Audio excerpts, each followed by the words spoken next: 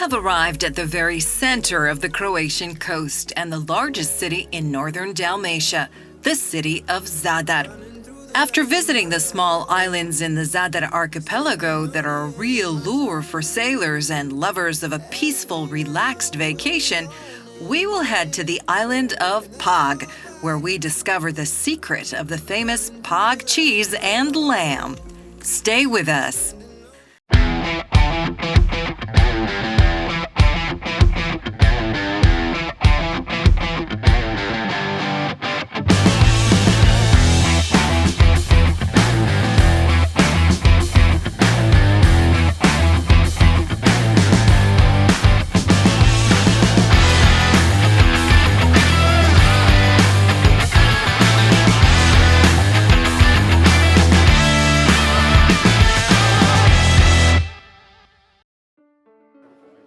The People's Square in Zadar was formed in the Middle Ages as the Platea Magna, or Large Square, as the center of secular life in Zadar and the center of the city's administration.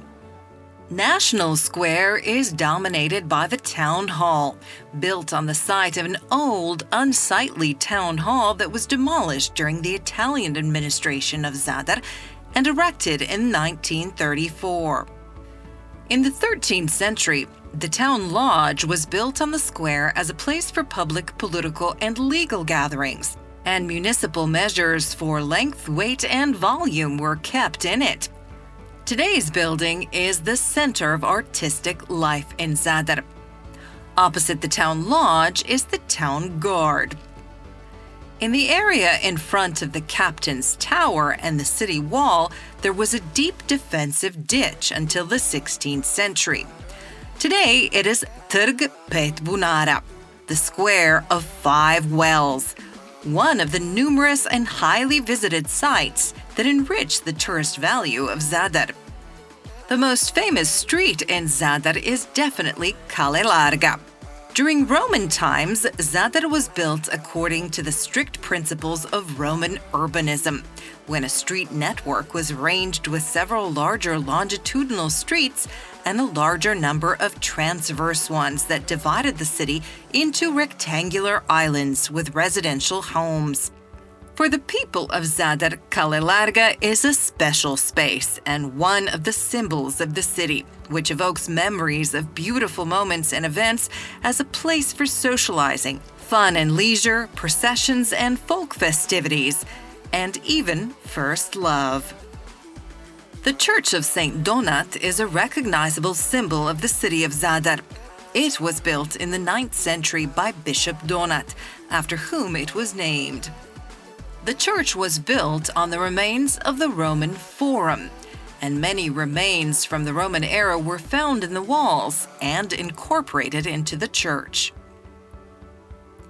The Cathedral of St. Stoshia is the largest church in Dalmatia, and it was built during 2 periods, in the 12th and 13th centuries.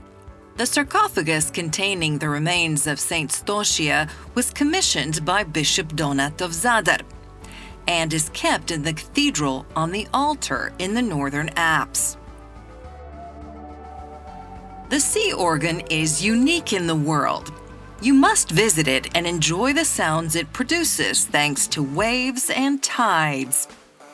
At the very top of the waterfront, there is another fantastic attraction, the Greeting to the Sun. It is a plateau in the shape of a circle, which is made of 300 multi-layered glass panels. The panels contain solar collectors. During the day, the collectors soak up the sun and start a unique light show after sunset. And indeed, as the famous director Alfred Hitchcock once said, with the sounds of the sea organ and a view of the playful colors of the Greeting to the Sun, we are convinced that Zadar has the most beautiful sunset in the world. In all major post offices, you can buy a unique souvenir in the form of a crypto stamp. The Croatian Post crypto stamp, created as a combination of analog and digital, consists of a physical part of the stamp that is issued to pay postage and the digital part that you can activate as an NFT and store in your digital wallet. The most popular issue is definitely the crypto stamp with the motif of Nevera, the world-famous hypercar by Mate Rimac.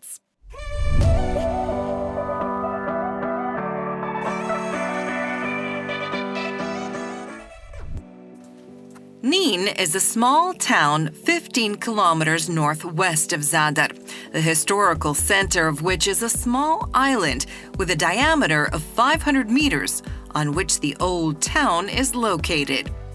The island is connected to the mainland by 2 bridges. A walk in Nin inevitably starts from the statue of Prince Branimir of Croatia at the entrance to the old city center. In the very center is the Church of St. Anselm, Nin's cathedral. It was built in the 6th century and extended and renovated several times. Its present appearance is from the 18th century. To the west of the church, there is a bell tower that dates from the 13th century. Next to the church is a museum that holds the gold and silver treasure of the city of Nin. Here you can view numerous valuable art objects from the founding of the Diocese of Nin and earlier. The most significant object is the ring of Pope Pius II from the 15th century. Grguninski was the main proponent of the Old Slavonic language and the Glagolitic folk script and Glagolitic liturgy. In the 10th century, he was the bishop of Nin and the head of the entire Croatian church. Next to this church, there is a monument in his honor, the work of the famous sculptor Ivan Meštrović. According to legend, if you touch the big toe of the bronze statue, you are guaranteed good luck. In the Museum of Nin Antiquities, there are many interesting exhibits from the turbulent past of Nin. The most significant is the copy of Vyacheslav of Croatia's baptismal font. The museum houses 2 original old Croatian ships from the 11th century, known as the Condura Croatica. One of the most recognizable symbols of Nin is the Church of the Holy Cross, called the smallest cathedral in the world. It was built in the 9th century and is the only sacral building in Nin that has remained intact since its construction until today.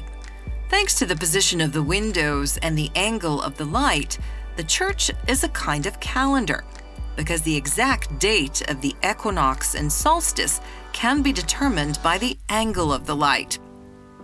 Due to its beauty and uniqueness, the famous English architect Thomas Jackson called it the smallest cathedral in the world.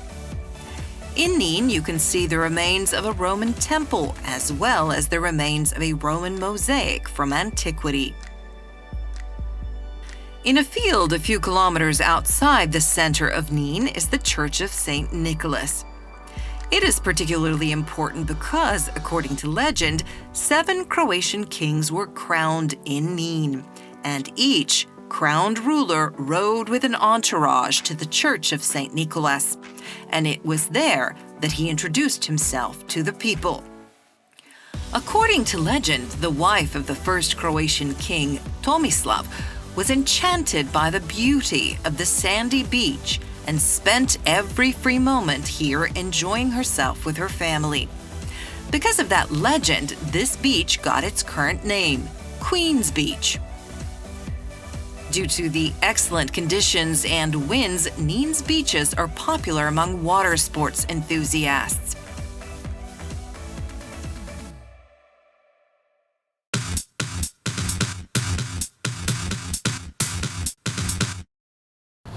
Okay, now we are doing tech. First, we gotta go to the close hauling.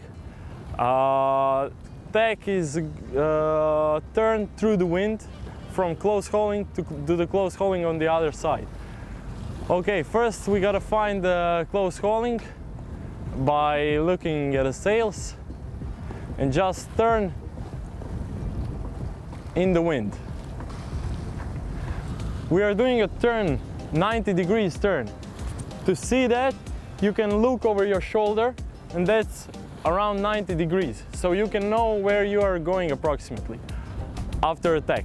The other sign is when the sails get their shape, when they get wind on the other side, then you stop the boat.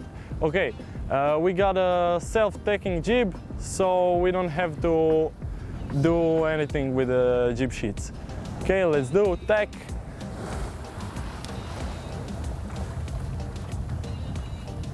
We are going through the wind.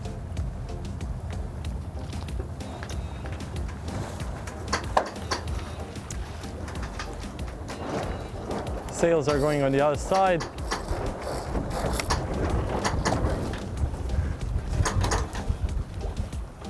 And they're full with wind. That's it. Tack.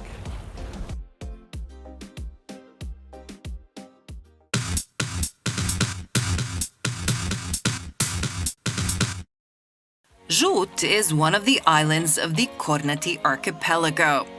There are no permanent settlements on the island, and it is overgrown with olives, figs, and vines. Only fishermen, herders, and farmers from the island of Murter occasionally stay there during the year. In the midst of this beautiful and pristine landscape is a nautical paradise, the marina Žut, with 120 moorings for boats, so this place is only available to those who come on vacation by boat. The marina Žut is located in the westernmost part of the bay of the port of Žut, in the northwestern part of the Kornati archipelago. The marina has the most important facilities for a comfortable stay for sailors: a reception with a currency exchange, and a point of sale for fashion accessories from the exclusive collection, an excellent restaurant, a grocery store, a toilet, and of course, an ATM. Given that we are near the national park and the sea is impeccably clean, the nearest fuel station is located in the port of Zaglav on Dugi Otok, 8 nautical miles away from the marina. The marina is open from April 1st to October 31st. Ij is an island in the Zadar archipelago between Dugi Otok and Ugljan, and it is 14 nautical miles from Zadar. Its beauty is known only to a small number of adventurers and sailors, lovers of pure, untouched nature, those who want to escape to the end of the world and enjoy solitude. There is no mass tourism here. Here you will find something somewhat forgotten, which only small hidden islands can offer, and that is complete peace.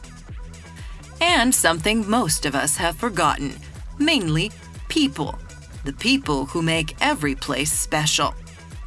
Here, where you can get to know all the beauty and culture in 2 days, the most valuable thing you will get is certainly the hospitality of the locals.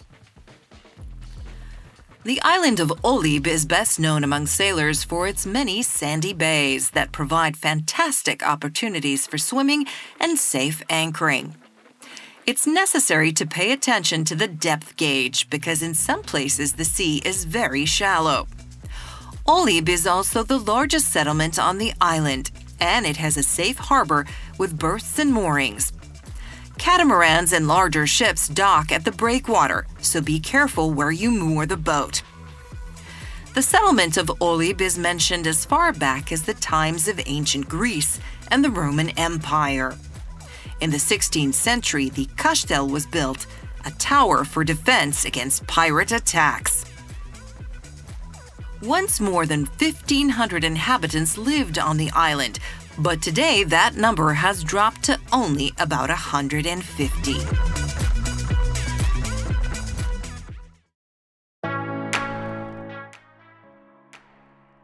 Silba, an island of only 15 square kilometers, The northernmost island of the Zadar archipelago is also called the Gate to Dalmatia. In the 17th century, seafaring began to flourish here, and Silbinians were widely known as good and experienced captains. In the middle of the 19th century, locals began to emigrate to America and Australia, and the population declined sharply. The island of Silba is also called the Island of Pedestrians because there are no cars on it, so it is completely safe for children and pets who can roam the island carefree. The most frequently mentioned landmark on Silba is Torretta. It is a hexagonal tower with an external spiral staircase. It's located in the center of the village, near the local post office, and is 15 meters high. According to legend, the tower was erected in the 19th century by Captain Petar Marinic as a memory of unrepentant love. Boaters will find it interesting to know that there are two piers on the island. Western Mul is the older and main one, and Jalic is newer. It's also interesting that the island between the two piers is only 700 meters wide, so you can easily walk from one end to the other. The settlement stretches from one coast to the other, so it's actually an ideal way to explore the place. The island of Premuda, with the settlement of the same name, is part of the western islands of the Zadar archipelago, covered with shrubs and low forest.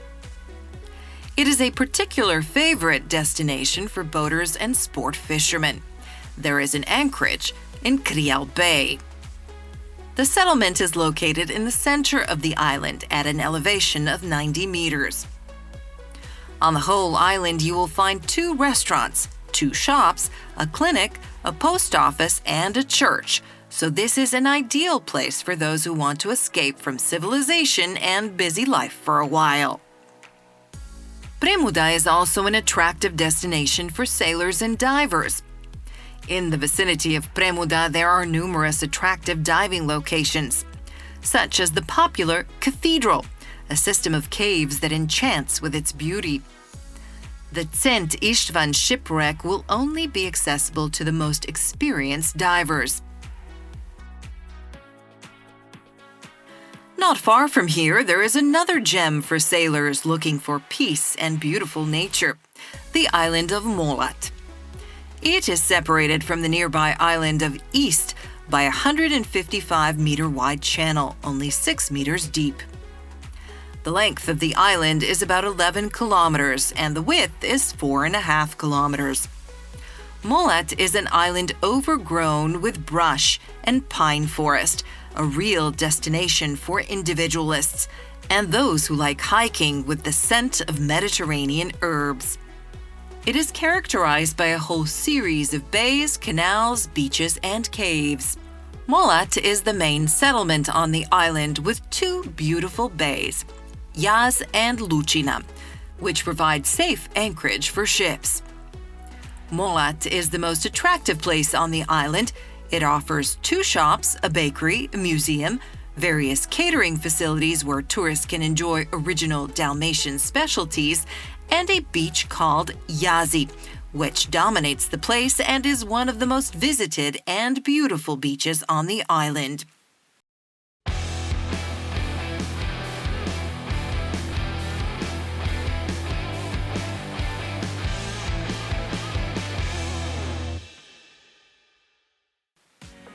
The old town of Pag was located on a hill above present-day Pag, back in Roman times when salt production was the most important source of income on the island. Given that the old town was located in an unfavorable position that did not allow for its expansion and exposed it to strong storms, in 1443 the construction of a new town began 3 kilometers to the north.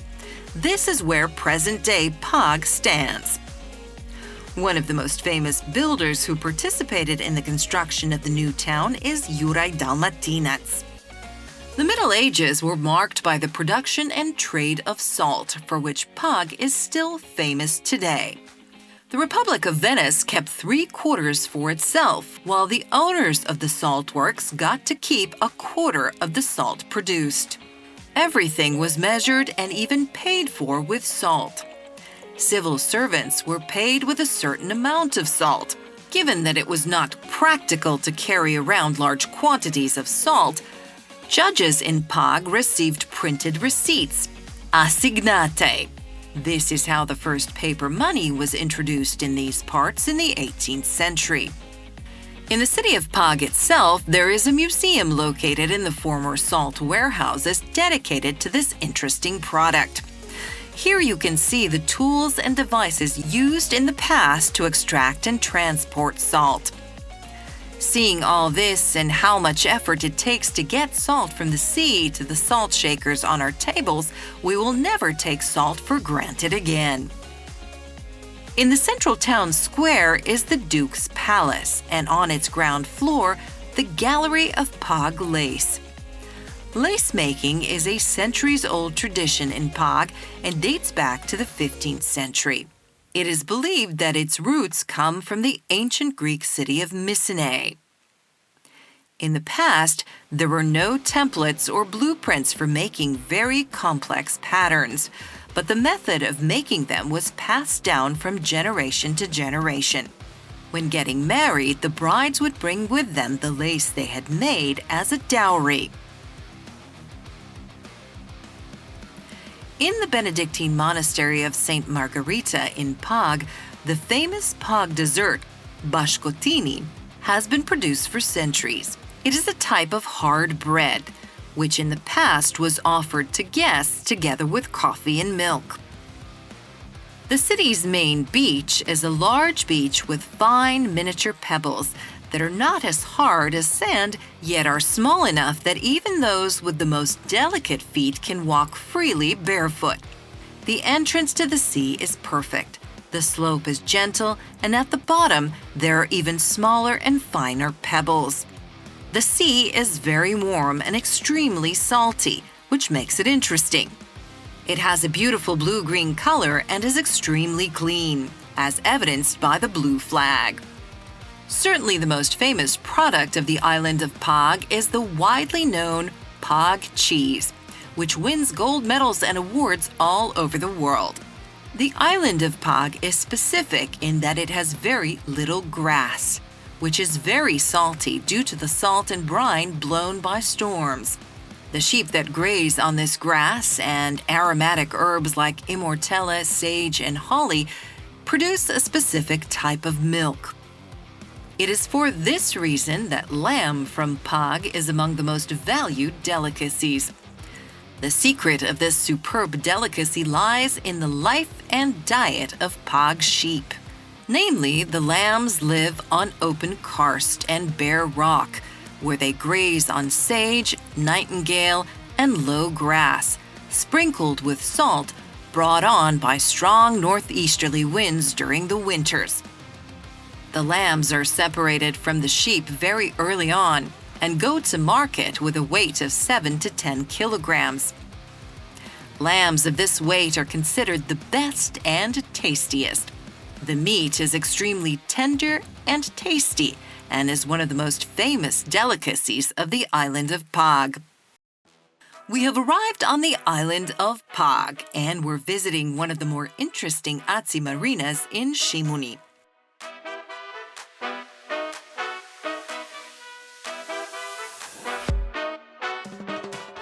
The marina is located in a long bay that provides excellent shelter and is very safe for ships despite strong winter storms, which are much milder on this side of Pag.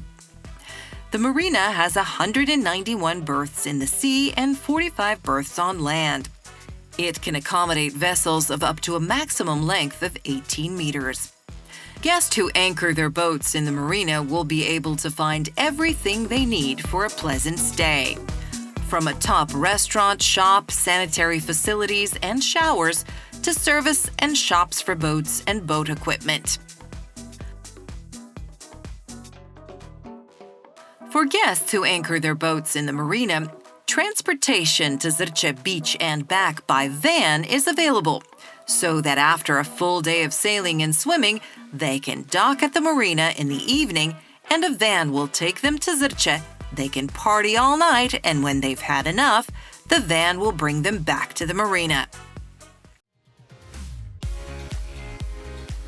In the next episode, we'll take you to one of the most famous and beautiful national parks in Croatia, the Plitvice Lakes. We will explore the northern part of the island of Pag and sail further north towards the Kvarner region and visit Rijeka and Opatija.